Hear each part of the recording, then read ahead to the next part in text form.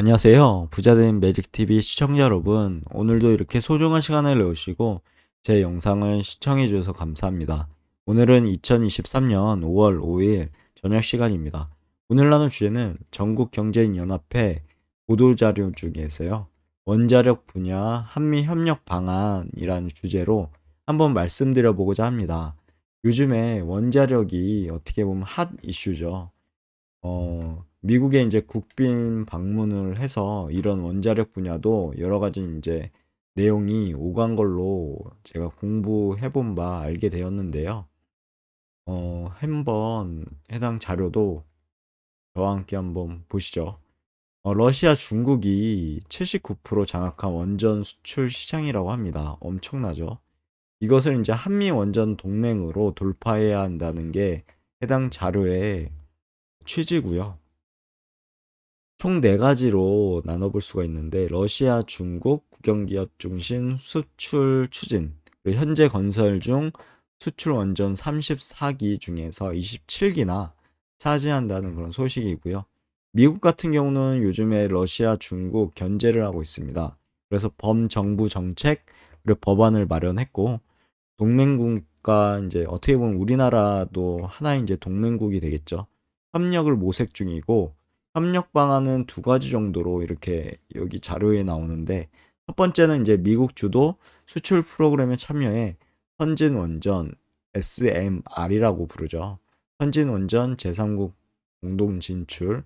그리고 협력 방안 2번째는 SMR용 원전 연료 공급망 공동 구축해 러시아 의존도를 감축한다는 그런 방안을 내포하고 있었습니다. 차근차근 한번 알아보시죠. 미국을 비롯한 자유진영 국가의 원전 수출이 주춤하는 동안 세계 원전 시장을 러시아와 중국이 장악하고 있는 것으로 나타났다고 합니다.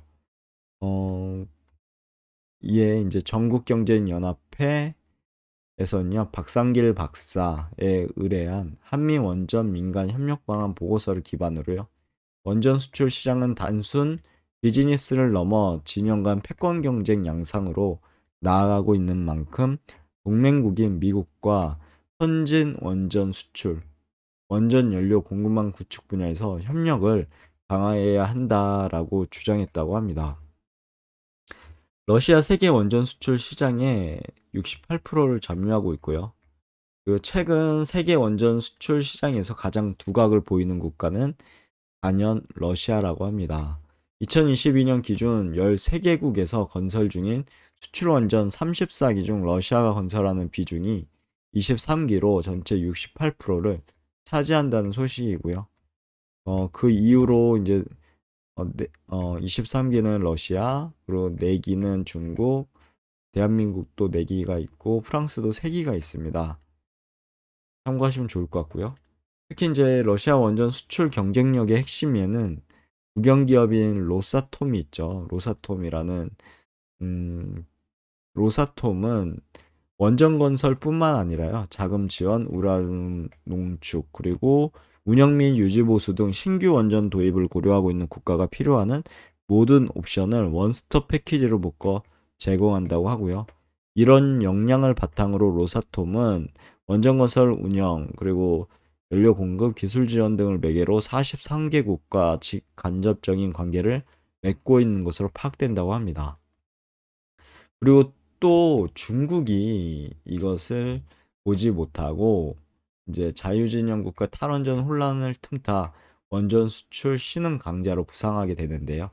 중국은 이제 3대 국영기업이 있습니다. 우선 CNNC가 있고요. 그리고 CGN이 있고요. 그리고 SPIC가 있습니다.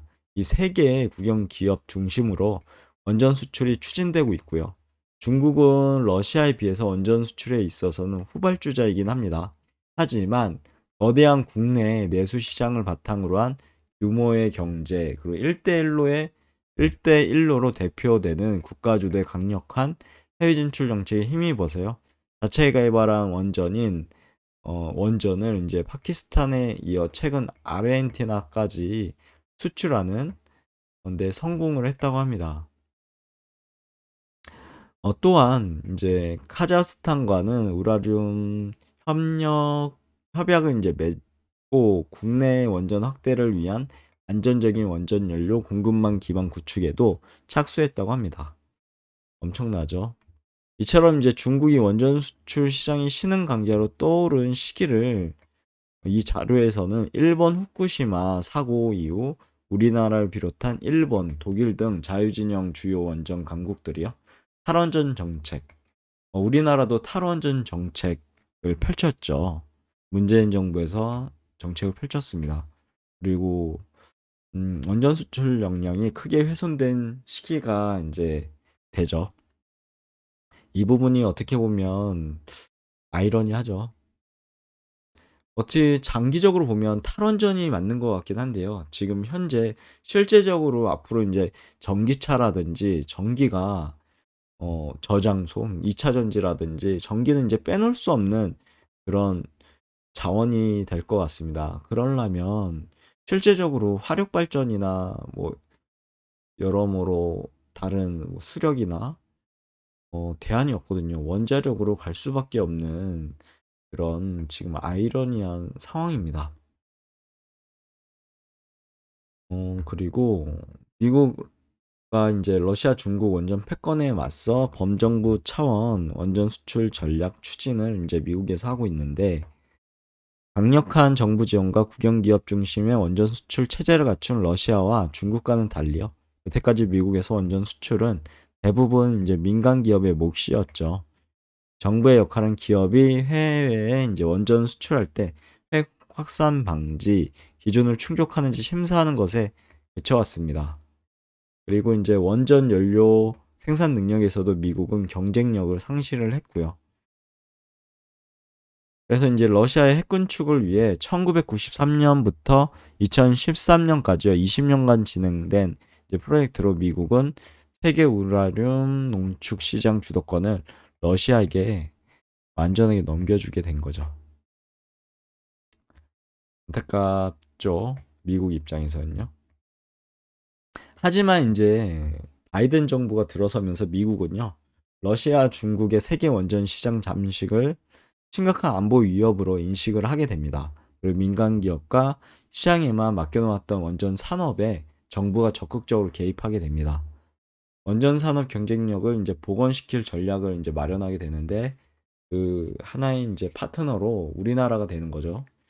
그리고 원전뿐만 아니라 여기는 번외인데 반도체 또한 지금 대만과 우리나라와 파트너를 맺고 지금 반도체도 미국 자국에 이제 공장을 설치를 하고 이제 거기서 이제 반도체를 생산하려고 하고 있습니다.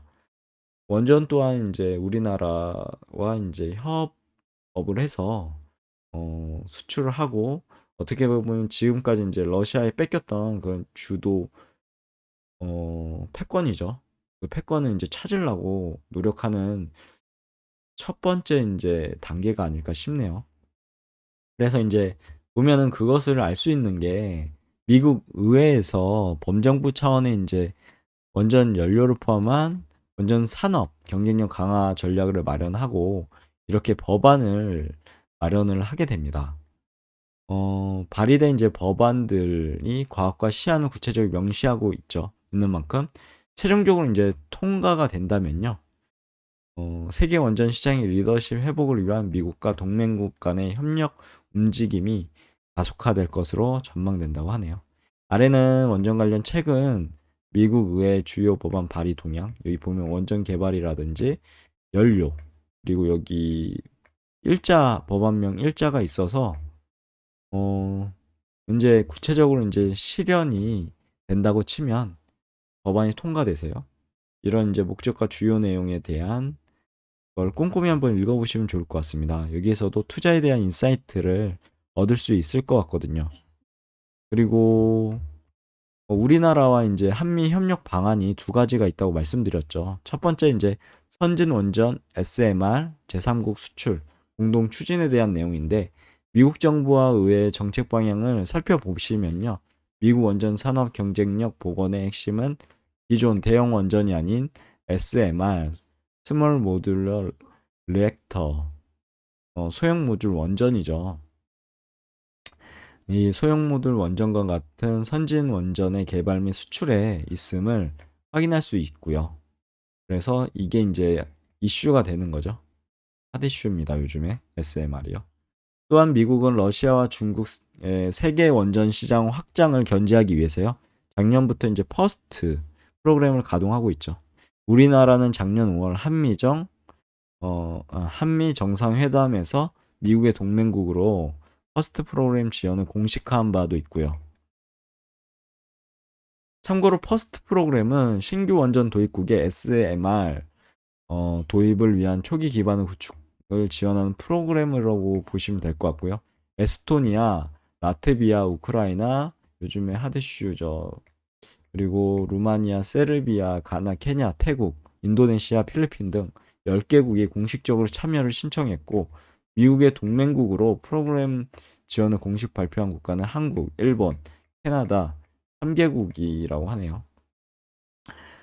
일본이 이제 작년 10월 퍼스트 프로그램 추진 일환으로 위켄이라는 명칭의 별도 프로그램을 개발해 아프리카 가나에서 미국과 공동으로 SMR 도입 타당성 조사 사업에 착수한 만큼 우리나라도 원전 시공 및 운영 분야의 경쟁력 바탕으로 가칭 세컨드와 같은 프로그램을 개발해 미국 주도의 퍼스트 프로그램과 보완적으로 운영하는 것도 고려해 볼 필요가 있을 것 같습니다.